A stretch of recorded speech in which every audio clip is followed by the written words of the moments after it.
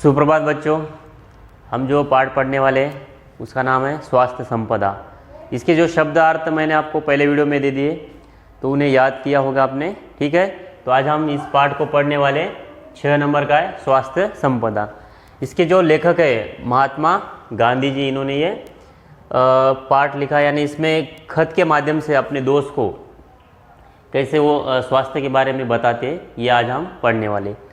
तो देखो यहाँ पे कुछ चित्र देकर क्रियायुक्त शब्दों से वाक्य बनाओ। तो यहाँ पे कुछ चित्र आपको दिखाई दे रहे हैं। तो यहाँ पे एक लड़की है, ये सेब खा रही है और यहाँ पे 2 बच्चे हंस रहे हैं। तो ऐसे आपको एक वाक्य बनाना है। ये लड़की सेब खा रही है, यहाँ पे 2 बच्चे हंस रहे हैं। आगे देखो, यहाँ पे एक लड़का है खाना खा रहा है। यहाँ पे आप नाम भी लिख सकते हैं, यहाँ पे सोहन खाना खा रहा है। और यहाँ पे पिताजी अपने बेटी को खाना खिला रहे हैं और यहाँ पे माँ अपनी बच्ची को खाना खिला रही है। यहाँ पे अलमारी से कुछ खिलौने गिर गए हैं और यहाँ पे एक माँ है अपने बेटे को सुला रही है। तो माँ बेटे को सुला रही है, ऐसे आप वाक्य बना सकती। तो ठीक है, आगे देखो, इस पाठ को हम पढ़ने वाले।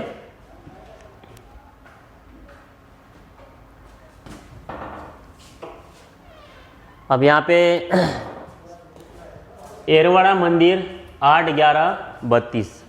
तो इस तारीख पे, यहाँ पे दिनांक पे ये लिखा हुआ पत्र है।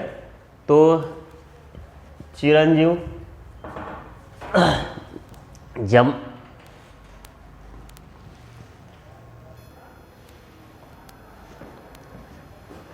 जमुनालाल, तुम्हारा पत्र अभी मेरे हाथ लगा, सुना और उसका जवाब लिख रहा हूँ। तुम चाहते हो वे सब आशीर्वाद टोकरियों में भर तुम्हारे जन्मदिवस पर तुम्हें मिले। तुम्हारे स्वास्थ्य के संबंध में सब कुछ जानने के बाद भी जो विचार मैंने बताए हैं उन पर मैं स्वयं दृढ़ हूँ। तुमको अपने खर्च से भोजन प्राप्त करने की छुट्टी मिल सके तो उसे प्राप्त करने में कोई दोष नहीं समझता। अब देखो, तुम्हारा, इनका नाम है जमुनालाल। अब देखो, तुम्हारा पत्र अभी मेरे हाथ लगा, तो सुना और उसका जवाब मैं अब लिख रहा हूँ। तो ये महात्मा गांधी जी ने उनको खत लिखा है। तुम चाहते हो कि वे सब आशीर्वाद टोकरियों में भर तुम्हारे जन्मदिन दिवस पर तुम्हें मिले। तो तुम्हारे स्वास्थ्य के संबंध में सब कुछ जानने के बाद भी जो विचार मैंने बताए हैं उन पर मैं स्वयं दृढ़ हूँ। अब देखो, तुम चाहते हो कि वे सब आशीर्वाद टोकरियों में भर तुम्हारे जन्मदिवस पर तुम्हें मिले, तो वो मैं दे रहा हूँ। और तुम्हारे स्वास्थ्य के संबंध में मैं सब कुछ जानने के बाद भी जो विचार मैंने बताए हैं उन पर मैं स्वयं क्या हूँ, दृढ़ हूँ।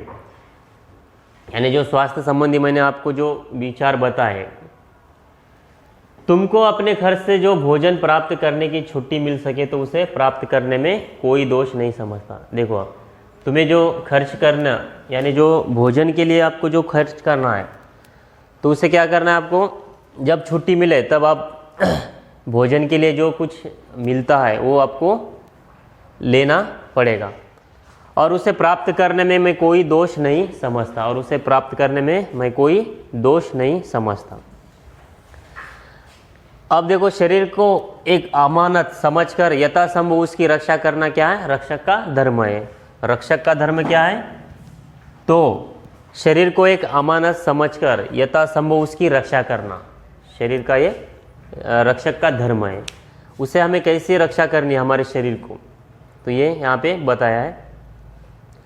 मौज मजे के लिए गुड़ एक डली भी ना मांगो न लो, परंतु औषधि के तौर पर महंगे से महंगे अंगूर भी मिल सके तो प्राप्त करने में कोई बुराई नहीं दिखाई देती।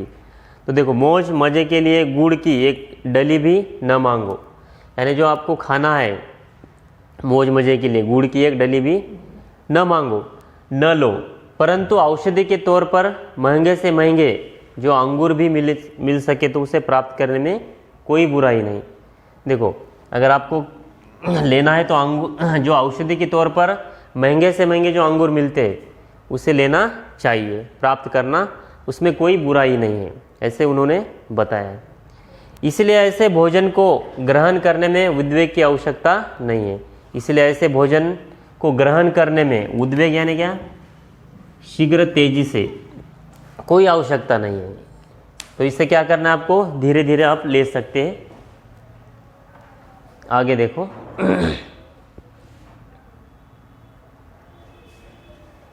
तो इसे धीरे धीरे आपको लेना है, कोई उद्वेग की ज़रूरत नहीं है, यानी तेज़ी से लेना नहीं है। ऐसी स्थिति में दूसरों को भी ऐसा खाना खिलाया जा सके तो खिलाना चाहिए। तो ऐसी स्थिति में आपको दूसरों को भी, यानी अपने जो दोस्त है उनको भी ऐसे खाना खिलाना जा सके तो खिलाना चाहिए। मेरी दृष्टि में जितने गेहूँ मिलते हैं उतने खाने की ज़रूरत नहीं है। गुड़ को बिल्कुल छोड़ देना उचित मानता हूँ।